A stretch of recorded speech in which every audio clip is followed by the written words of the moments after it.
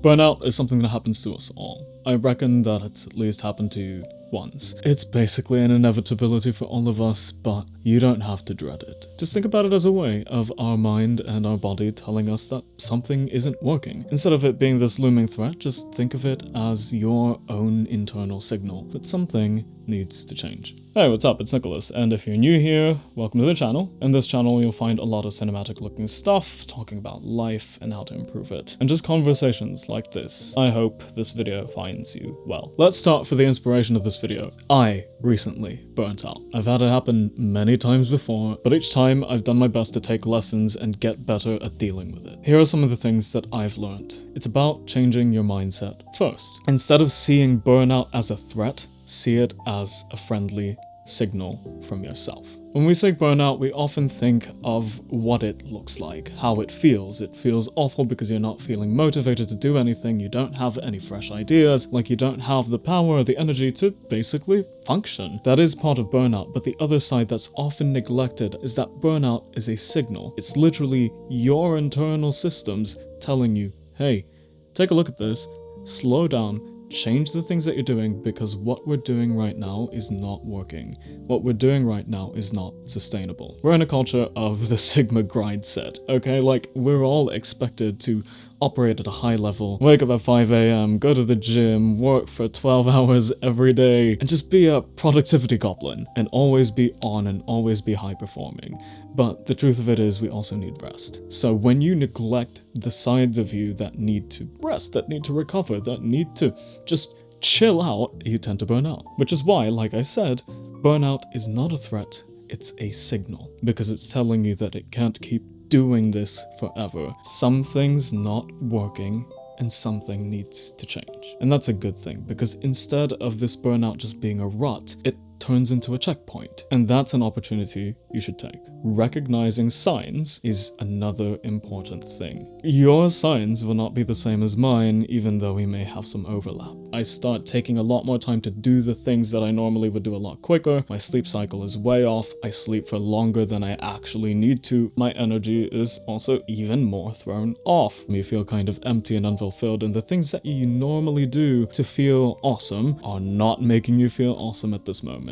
Another thing is conflict. There's kind of dissonance within yourself where you know you could be doing something, you know you could be doing better, but then also at the same time knowing that you need rest, but taking that rest feels like you're being a slob. So there's this conflict within yourself where you're nagging at yourself for being lazy, even though you're really just giving yourself a break that is much needed. Since recognizing these signs, I try to recognize it as early as possible, just a little bit earlier than when I recognized it last time, so that I don't end up being stuck burnt out for too long. Now, what's next up are your reasons for burnout. Why is it happening to you right now? It could be anything from a bad, toxic relationship to an unfulfilling and draining job to experiencing a level of creative block, or, especially in 2024, loneliness. These things I've had happen to me multiple times at different phases in my life. Sometimes one fed into the other. The thing is, sometimes you might not have that much choice but go through some things that just suck, that just drain the life out of you. And some of them you really can just choose to not have anymore. There are things that I could have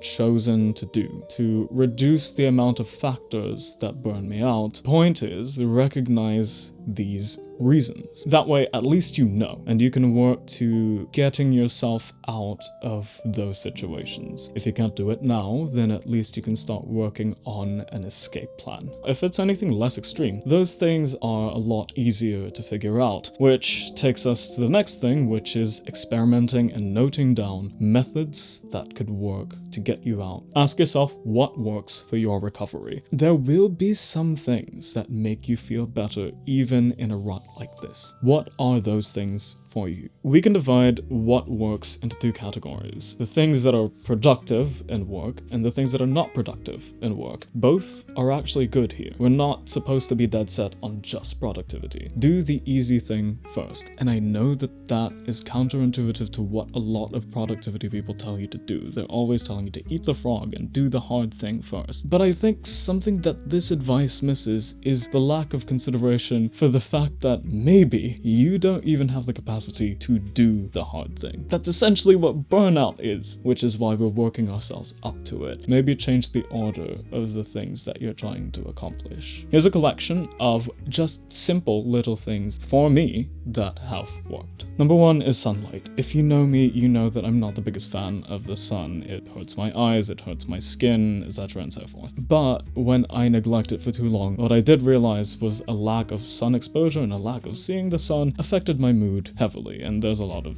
research. I'm not going to go into it. I know this is advice mostly specifically geared to me, really, because I don't sun, but for people like me, this is a reminder for you that you probably need some sunlight, and you should probably do that because it's free. Number two, cleaning my space. This place is just an extension of my head. So if it's a mess, it's either indicative of my head being a mess, hence me turning the place into a mess, or the place is a mess, which is affecting the clarity of my mind, which means that in here, I'm a mess, just like my space. Mental state, physical space, they affect each other. Clean, organize, it's a fun thing. You'll end up liking it. Highly recommend, especially if you're like 18 and have never done it in your life. Next up is a pet project. Basically, side questing. Think of something that you've been wanting to do, that you've been meaning to do, or just a new idea that you want to explore that you can given your limited capacity. Take the time out of your day because let's face it, you're not going to do anything else anyway. You're not going to do your main quest of productivity because you're not in a position to, you don't feel like it. So find something that you feel like doing that makes you feel that sense of progression, that gets you someplace that you're currently not in. And this is different for everybody. So for example, a pet project might be, if you're a videographer, create a short reel for Instagram. If you're somebody who's really into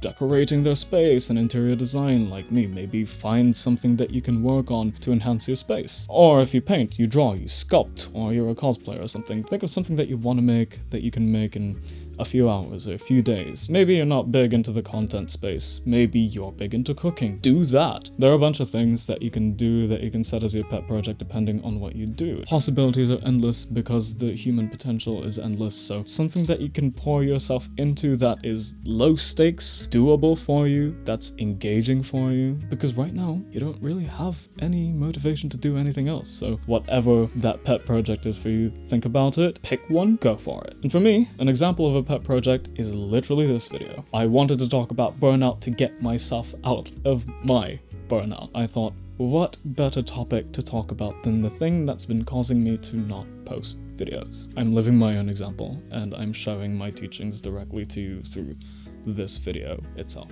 Caffeine, I know, is a contentious thing for some people, but for me, caffeine helps give me a boost. Out of all the times that I've been burnt out, one of the things that I realized that I tended to neglect during burnout was not drinking caffeine every so often. And every so often, I mean like once every 2 days, or every other day, or once every 3 days. And especially when it comes to falling into a rut or trying to avoid falling into a rut, just that tiny boost could make all the difference in prolonging the amount of time that you don't get burnt out and staying out of that burnout state. Or it could just boost you even higher. If you're already down in the burnout, then maybe it could help you lift up just a teensy bit. One thing that I will say is don't drink caffeine until 1 hour has passed from when you wake up. This is where my Asian comes out. Look, I cannot live a week without rice and feel good about myself. And this is something that I didn't think I'd ever say because I'm used to not eating a lot. I'm used to eating a bunch of different types of food, and I just think, oh, whatever, as long as I eat to function, I will function. But no, that's mostly true, except I actually need rice. I noticed that if I don't have rice for 3 days straight, that's when I start feeling physically less energized, less capacity to physically exert myself, hence I won't be able to work out as effectively, and I won't be able to work as effectively. Focusing in on nutrition, specifically consuming rice to prevent burnout and to get myself out of it. Eating well, like for me, part of eating well is eating rice, right? Eating well paired with just doing some physical things affects you in a way that nothing else can. And I don't mean going to the gym at 5 a.m. every day, I mean just a light workout. Getting yourself moving is one really big thing.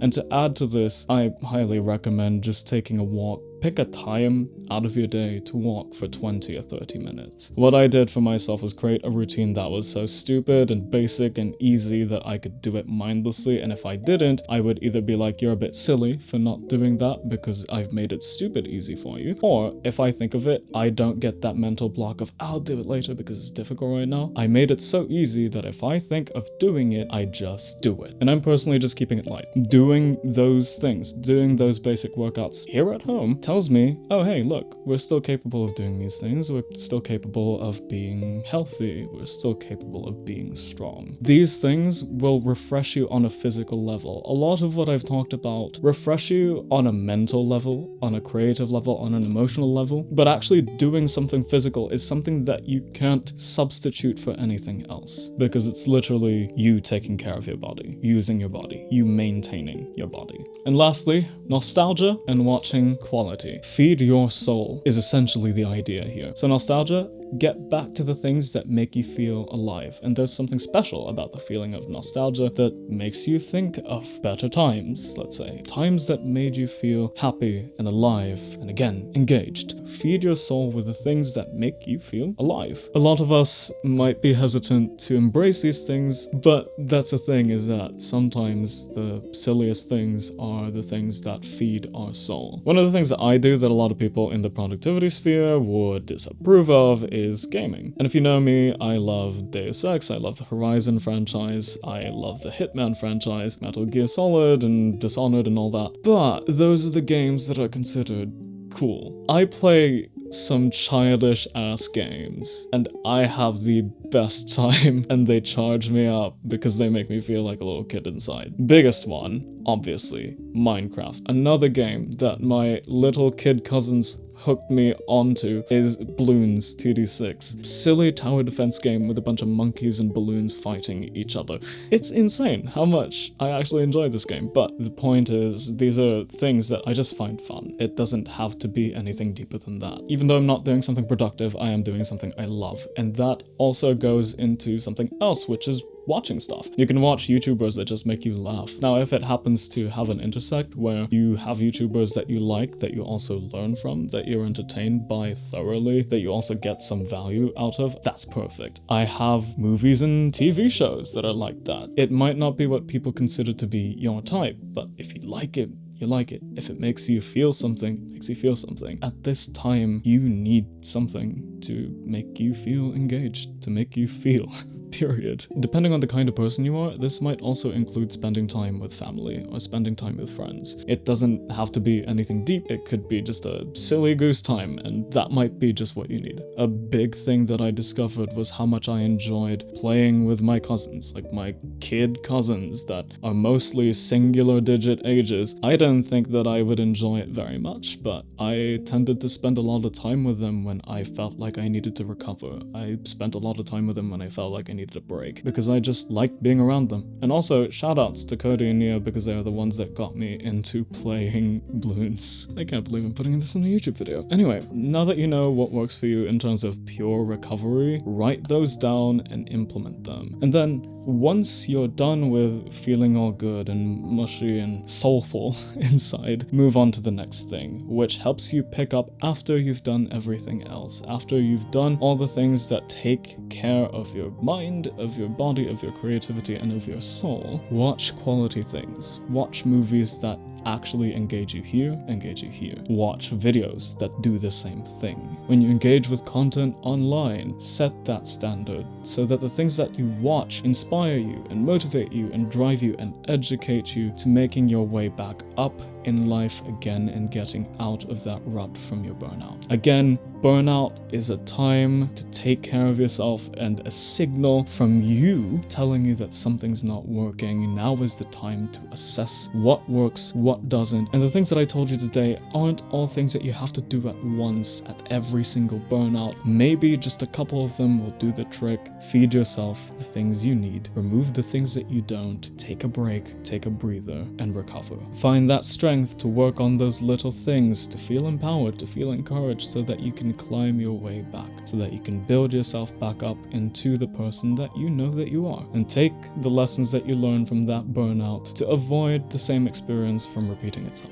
A lot of the things that I gave you are based off personal experience and personal knowledge, and I hope that by doing that, it's got you thinking of what can apply to you, because at the end of the day, that's the point of these videos. I want to help you by telling you what's worked for me and encouraging you to think about what can work for you. So if this helped and you enjoyed this video, leave a like and subscribe. If you feel like you know somebody who could benefit from this, please do share it with them. Put it on your Instagram story or share it on Facebook or whatever you're doing. Let somebody know if you think this video could help. If you want to follow me on any other social media, you can follow me at SaravinVesper. That's the tiny account that I'm starting up right now, or the account I'm better known for, at Sentient Poison. In any case, if you want to get in touch with me, those would be the best places, or you could leave a comment down below. My name is Nicholas. Thanks for watching. See you in the next one. Cheers. Okay, I think that's it. Bye!